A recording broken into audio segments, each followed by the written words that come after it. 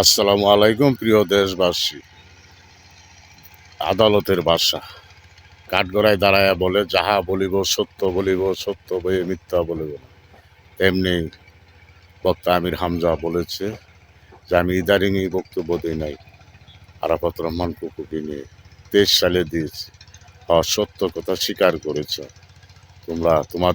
তোমাকে নিয়ে এখন তোমার এলাকায়, যে এলাকার মধ্যে তুমি এমপি পদে দাঁড়াইবা, সেখানে যারও মিছিল করতেছে মেয়েরা, আর জুতা পিটা করতেছে তোমার দুই গালে, যে আমির হামজার দুই গালে জুতা আমারও তালে তালে।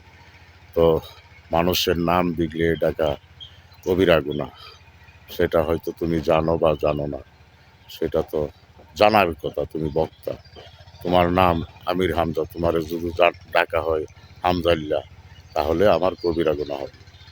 তো জেনে শুনে যেই মুসলমান নাম বিগড়িয়ে ডাকে মানুষকে, মানুষ হয়ে মানুষ তো আবার প্রেসিডেন্ট জিয়াউর রহমান দ্বিতীয় ছেলে, উনি মারা গিয়েছে, মৃত ব্যক্তিকে নিয়ে তুমি এইসব মন্তব্য করেছো।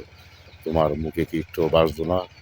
তখনকার আমলে আওয়ামী লীগ সরকার ছিল, 23 সালে তুমি সেই আওয়ামী লীগ সরকারের পক্ষ নিয়ে এই তারেক রহমানের, বর্তমান বাংলাদেশ জাতীয়তাবাদী দলের চেয়ারম্যান তারেক রহমানের ছোট ভাইকে এই কথা বলেছ, আরাফাত রহমান কুকুকে বলেছ কোনো বাদ দিয়া তার নাম হবে কুকুর, কুকুর ডাকছো।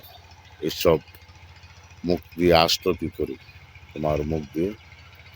তোমাকে এখন মানুষ জানোয়ার, নাফরমান, তোমাকে গালাগালি করতেছে, যা খুশি তাই বলতেছে। এখন কেমন লাগে জনগণের কাছে রাজদরবারে দাঁড়িয়ে কান ধরে উঠবোস করে মানুষের কাছে ক্ষমা চাও, বাংলার জনগণের কাছে?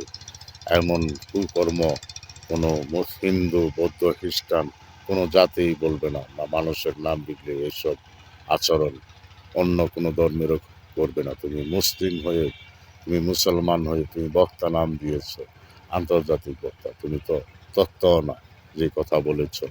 দেশের জনগণ তোমাকে এখন চিনে ফেলেছে, জামাত শিবির যে কোন জলের মাছ, কত জলের মাছ। তোমরা কাদা জলের, তোমরাই নাফরমান, তোমরা ফেরাউন, নমরুদ, এজিদের বংশধর তোমরা।